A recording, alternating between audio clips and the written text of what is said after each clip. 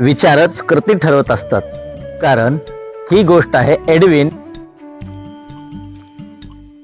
महत्व काय होतं तर एडविनला फक्त एडिन्स सोबत काम करण्याची इच्छा होती असं सांगितलं जातं, पण तो भाग नव्हता.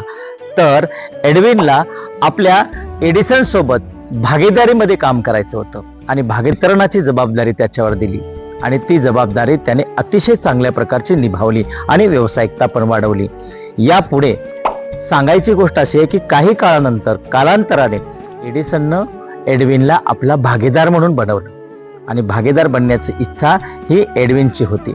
माणसामध्ये इच्छा असेल, विचार असेल आणि जिद्द असेल तर तो कुठल्याही आपल्या एका स्थळापर्यंत तो पोहोचत असतो आणि एडविन त्या ठिकाणी पोहोचला.